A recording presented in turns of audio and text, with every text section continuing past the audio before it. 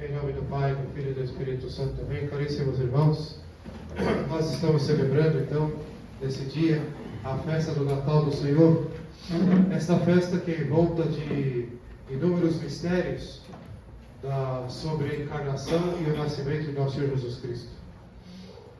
Esta missa, esse dia, essa festa, aliás, ela tem 3 missas. Após a Vigília Pascal, após a Vigília de Natal, no dia 24 de dezembro, que é dia de jejum e abstinência de carne, onde a igreja se prepara em espírito de penitência para celebrar o Natal, nós temos a primeira missa do Natal, no dia 25 de dezembro, à meia-noite.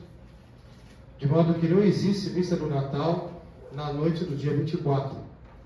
Qualquer missa que se celebre na noite do dia 24 é uma missa da vigília do Natal. De modo que uma missa no dia 24, ela não cumpre o preceito do Natal, por exemplo. Porque a primeira missa do Natal é à meia-noite, quando começa o Natal, o dia 25 de dezembro. Por isso que a igreja, no dia 24, passa todo esse dia em jejum, tá? E em abstinência de carne. E dessa maneira, então, a igreja se prepara de uma maneira assim, de forma, com toda a intensidade para celebrar o Natal. E essa missa da noite, ela tem um significado muito natalino, porque recorda aquela noite em que São José e Nossa Senhora não tinham o lugar digno para que ela desse à luz. E ela deu à luz numa estalagem, e no meio da noite, no meio da madrugada fria, viajando da Galileia para a Judéia, exatamente em Belém, na Judéia, onde hoje ali é a região da Palestina. Quem vai para Israel e quer conhecer a igreja da Natividade em Belém, tem que entrar na Palestina. Eu fiz essa experiência. E conheci a igreja da Natividade. E ali está o lugar onde Nosso Senhor nasceu. Fica embaixo da Basílica da Natividade, abaixo do altar principal da Basílica. E então, naquele lugar, naquela noite, Nosso Senhor nasceu. E o fato de nascer na noite tem um significado teológico, que é a luz de Cristo que irrompe nas trevas do mundo, a luz celeste, a luz divina, que irrompe nas trevas do mundo e dissipa todas as trevas. E é por isso que nós entendemos o significado da segunda missa do Natal, que é a missa da aurora. A aurora é aquele clarear do dia em que ainda não tem sol. Já perceberam que quando nós, bem cedinho, quando vai começar a amanhecer, tem aquela claridade, mas ainda não apareceu o sol. Essa primeira claridade é a aurora. Por isso, missa da aurora é a segunda missa do Natal. E o significado é que os padres da igreja deram esse significado, que Nossa Senhora é a aurora e Nosso Senhor é a luz do sol, a luz do sol, que se põe e que estabelece o dia. E esse significado teológico simboliza a luz de Cristo, que veio para ficar. Cristo é o sol nascente, que estende a sua luz, que ofusca e dissipa todas as trevas. De modo que quando vem o dia e o sol se estabelece, ele nasce, o nascimento, ele nasce, e ele se estabelece, a noite desaparece de vez. Não há mais chance para a noite. Somente depois que o sol se põe, aí sim dá lugar para a noite. Depois escurece. Aí vem ainda aquele clarão, que não é mais o clarão da luz, que se chama o crepúsculo, e depois então vem a noite. E a terceira missa do Natal é a chamada missa do dia, que é a missa que estamos celebrando agora. É a missa que é celebrada, que pode ser celebrada até a meia-noite do dia 25, né? Até as 23h59 do dia 25, dizendo mais precisamente. Ela pode ser celebrada esta missa para que os fiéis cumpram o preceito, a missa do dia. E essa missa do dia significa que nosso Senhor, Ele é o dia eterno, Ele é a luz eterna, Ele é o sol eterno,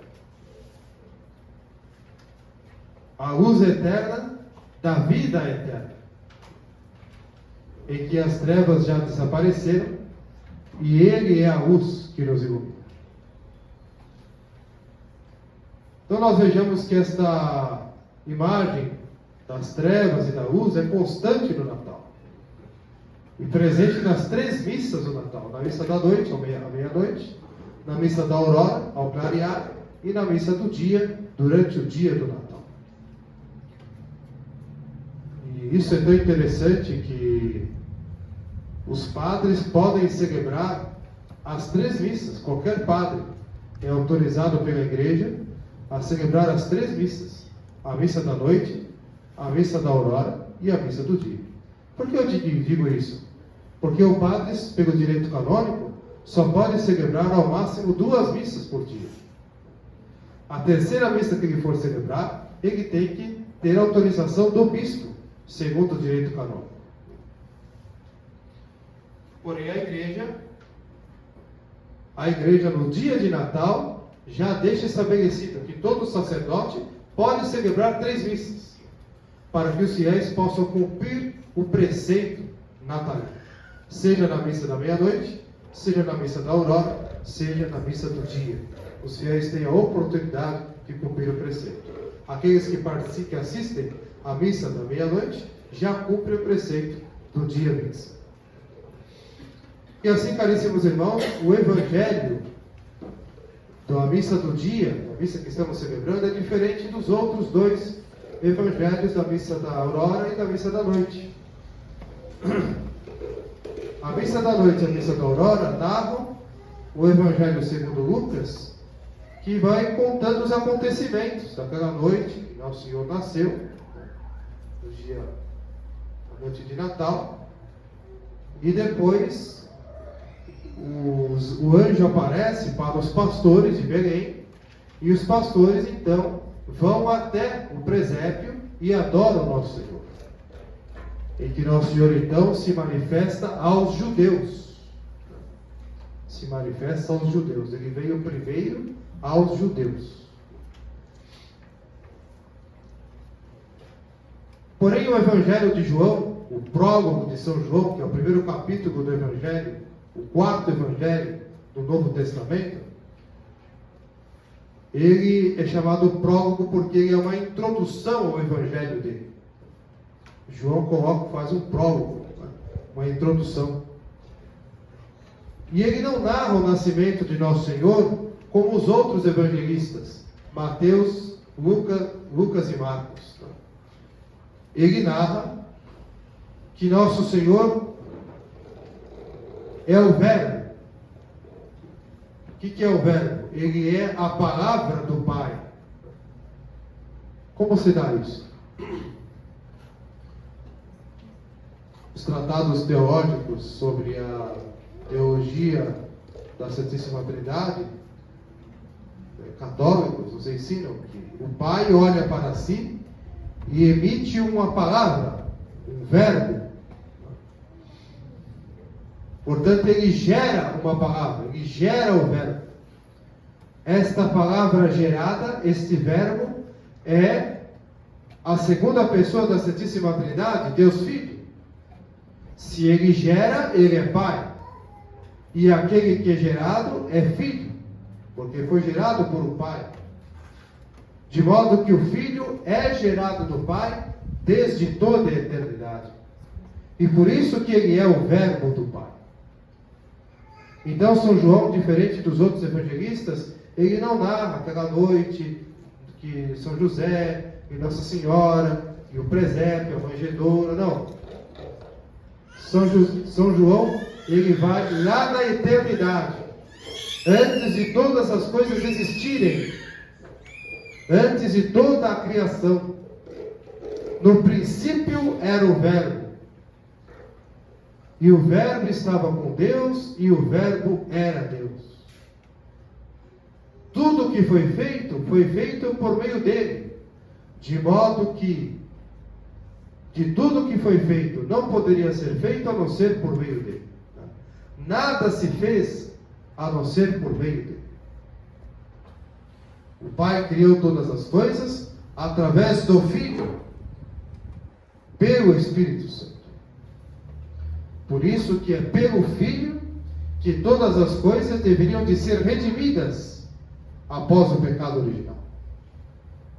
Nós estamos pisando aqui, caríssimos irmãos, na pura teologia católica, na pura e altíssima cristologia católica.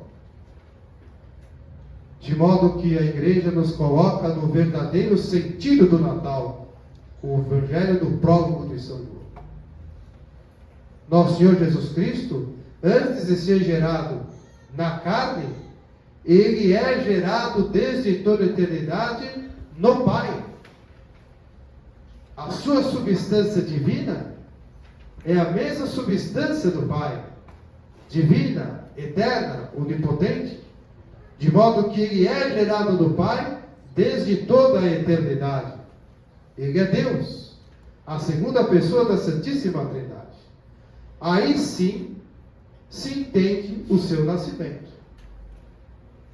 Por vontade do Pai, Deus Filho, a segunda pessoa da Santíssima Trindade, assumiu a nossa carne, de modo que aí sim, segundo a carne, foi gerado no ventre de Nossa Senhora, a Imaculada Conceição, preservada do pecado original, e gerado no ventre de Nossa Senhora pela ação do Espírito Santo, de forma que a sua geração, segundo a carne, veio fora do pecado, diferente de todos nós. Diferente de todos nós. Nós somos gerados pela vontade da carne, pela vontade do varão, pela vontade dos homens que se uniram e nos geraram. Nosso Senhor não. Não foi pela vontade da carne, não foi pela vontade do homem. Foi gerado pela vontade de Deus. A ação do Espírito Santo no ventre imaculado e puríssimo de Nossa Senhora, que gerou a sua humanidade, que gerou a sua carne, de modo que gerado, ali ele se encarna, ou seja, a segunda pessoa da Santíssima Trindade assume a nossa carne, o mistério da encarnação. De modo que, ao nascer na noite de Natal, ele manifesta que ele é verdadeiramente Deus, porque tem a substância divina, e é verdadeiramente homem, porque tem a substância humana. O fato de ele se encarnar e tomar a nossa carne não diminui a sua divindade, a sua substância divina. E o fato de a sua divindade se humanizar, assumir a carne, esta carne também não altera a sua substância. De modo que em nosso Senhor Jesus Cristo há duas substâncias: a substância divina, a substância humana, na mesma e única pessoa, a pessoa de nosso Senhor Jesus Cristo. a pessoa do Verbo encarnado. Este é o verdadeiro mistério e sentido do Natal do Senhor. E São João diz no prólogo: ele veio para o que era seu, e os seus não o receberam. Ele veio para os judeus, e os seus não o receberam. Veio para os judeus, veio para todos, em primeiro lugar para os judeus. Mas a todos aqueles que o receberam, deu-lhes o poder de se tornarem filhos de Deus. Como dizem os pais da igreja, o Filho de Deus se fez homem, para fazer dos homens filhos de Deus, participantes da natureza divina. Nós participamos da vida do próprio Deus. Nunca poderemos ser Deus, nunca poderemos ser como Deus. Nós somos imagem e semelhança de Deus. Semelhança, não iguais. Semelhante é diferente de igual. Deus é Deus, tem a substância divina. Nós somos homens, nós somos criaturas de natureza humana, de natureza criada. Deus é divino, de natureza incriada. De modo que, então, no mistério da encarnação, a natureza incriada, a natureza divina, assume a nossa natureza criada, a natureza humana, fora do pecado. Como diz a carta aos Hebreus, ele assumiu em tudo a nossa humanidade, menos o pecado. Menos o pecado. Para quê? Para libertar a nós que estávamos sob o jugo do pecado, através da remissão dos pecados, através da graça santificante. Por isso que nós somos batizados. E por isso que a igreja nos ensina no catecismo que o batismo é necessário à salvação. Por quê? Porque no dia do nosso batismo, todos os efeitos do Natal, com toda a sua realidade, ela chega até nós e nos faz participantes de todo esse mistério do Natal do Senhor. Ou seja, caríssimos irmãos, é aqui que nós compreendemos a alegria da igreja, o sentir com a eclésia, o sentir com a igreja, a alegria e o júbilo da igreja neste dia do Natal do Senhor. Nós não somos filhos das trevas, nós somos filhos da luz. Por isso que Santo Irineu disse que os anjos, ao cantarem diante dos pastores, glória a Deus ao Altíssimo, e paz na terra aos homens de boa vontade, está ensinando-nos o quê? Que a glória de Deus é o homem vivo, e a vida do homem é a glória de Deus. A glória de Deus é o homem vivo, e a vida do homem se resume na glória de Deus. Então, aqui está o grande mistério do Natal, do qual nós não somos simplesmente auditores de informações sobre o Natal. Nós não sabemos simplesmente sobre o Natal. Temos informações que o Natal é isso ou aquilo. Não, nós somos participantes da realidade do Natal.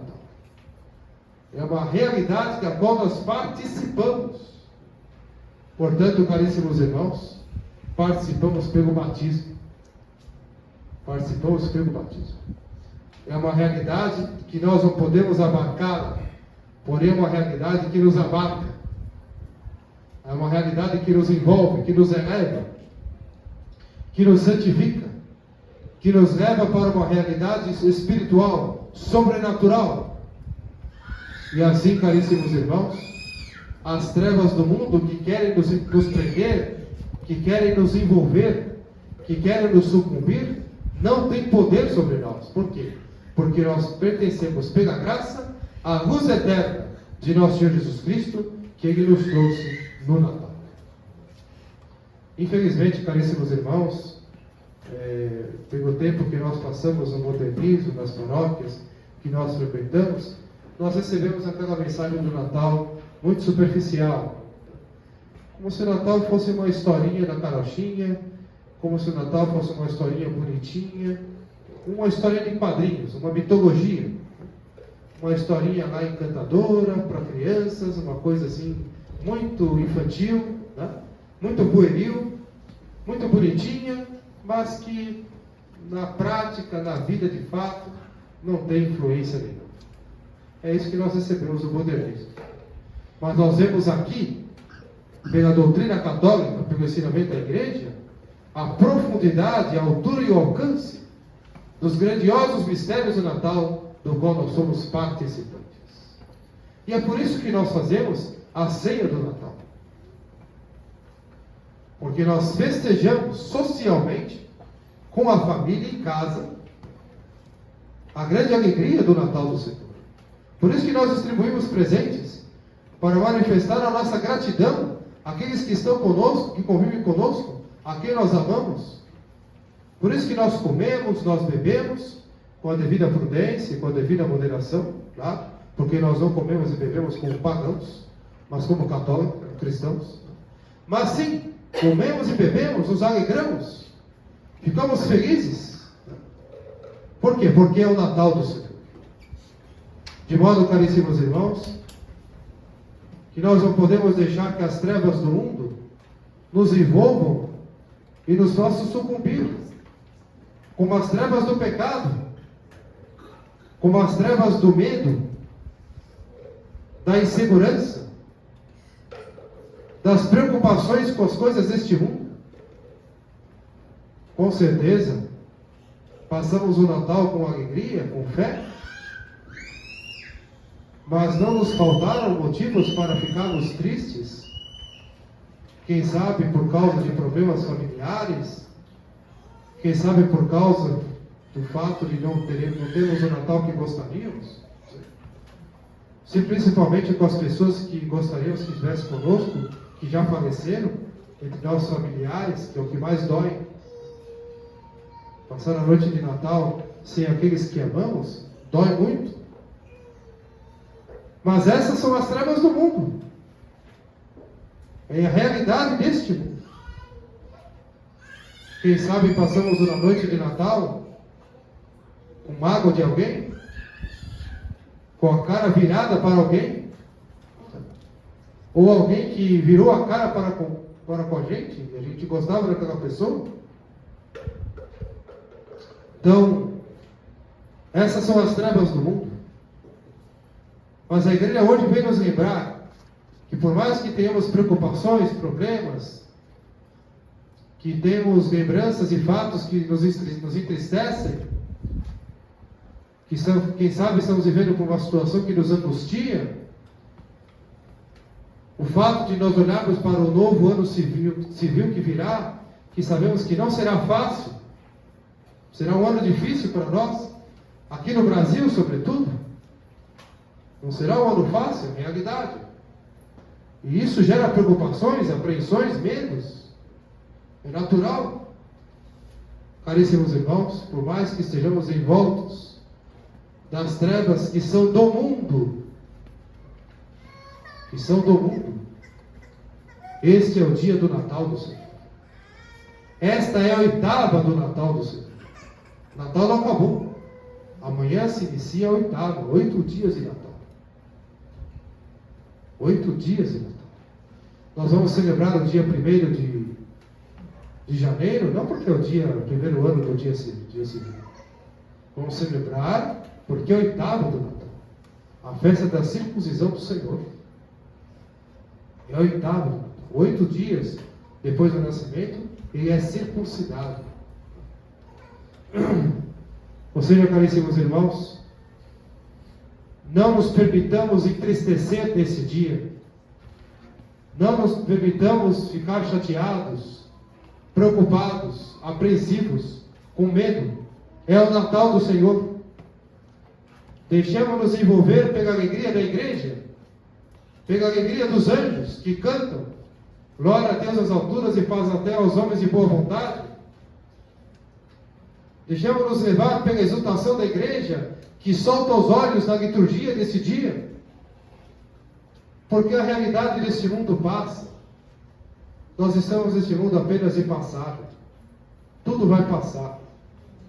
Mas a luz eterna do Natal não passará. A sua luz na noite de Natal irrompeu em meio às trevas para nos iluminar hoje. que estamos envoltos nas trevas do mundo. Porém, nós não estamos nas trevas. Nós estamos na luz de Cristo, que é uma luz eterna.